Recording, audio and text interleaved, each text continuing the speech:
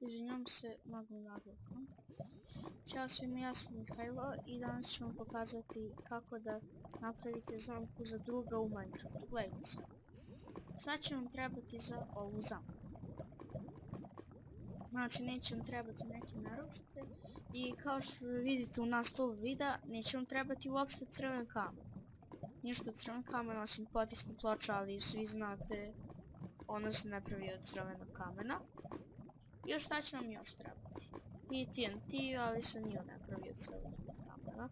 Baklja će vam trebati. Kamen će vam trebati. Ruda koju ćete da stavite da ga zeznete. Evo ja ću uzeti zlato. Zato što svi bi kao stavili dijamant, ali da budemo za one u Survivoru. Otkud njima ruda dijamanta, to je nemoguće da biti u Survivoru. Znači, ruda zlata, kamen, TNT ili bi ovo bilo koja ruda. I to je to. Što smo zaboravili, nešto nisam. Da, jesam. Šljunak vam isto treba. Bolje šljunak nego pisak jer onako neće izgledati baš čudno. Gledajte sada, ne brinite za potisnu ploču, ona se uopšte neće vidjeti. I da, što se tiče potisne ploče mora da bude od drveta. Vidjet ćete i zašto jer... A gdje baš metal još? Znači gledajte sada. Kopate ovako. U visinu 3 kocke ovako 2 i tako u dubinu 3. Ajde ovaj metal ćemo ovako da zatvorimo.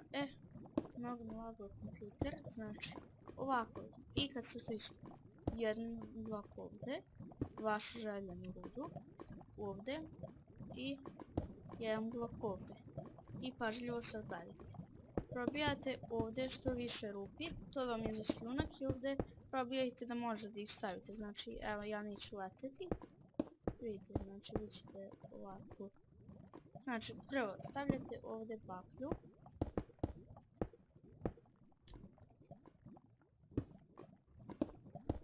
Onda idete malo uvis i ovako stavljate, ovdje ćete staviti baklju čisto da možete da vidite. Evo ja ću malo više staviti, znači, i onda samo ovdje ređete šljunak koliko god hoćete. Ovako. Ja sam ga stavio sad malo više, ali nije veze. Što više to bolje. Znači, šta trebate da dobijete? Trebate da dobijete ovako. Da vam ovako izgleda, znači, ovdje vam je taj zid rude, ovdje šljunak jako puno visina, to jest ne jako puno, minimalno 3. I ovdje baklju. Gledajte sada. Sad kopate ovako duboko. Sada ja sam već mislila da će odmah na lavu nići. Zato ću da stavim manje TNT-a, ali vidite, znači ovo kad gledate u pećinama neće imati vremena da pobegne, vidite, na primjer. Zamislite kad bi vaš drug našao zlato u ovakvoj pećini, na primjer. Znači, zamislite to kad bi tu našao rudu. I onda gdje bi on mogao da pobegne, evo ovdje napravi mali putiš, ne može da ide brzo. Gledajte sad. Sada ovdje preko, čekajmo da li mi ispitniti jeste, prekrijete, potisnu ploču ovdje i normalno sve ćete ovo lijepo zatrpati, ko da ništa nije bilo. I sada evo, pažljivo gledajte. Evo uzet ću dijamantski kram. Ovo ću sve lijepo da ostavim ovdje. Gledajte sad, sada ja sam taj vaš drug. Jame mode, ne to. Mode 0.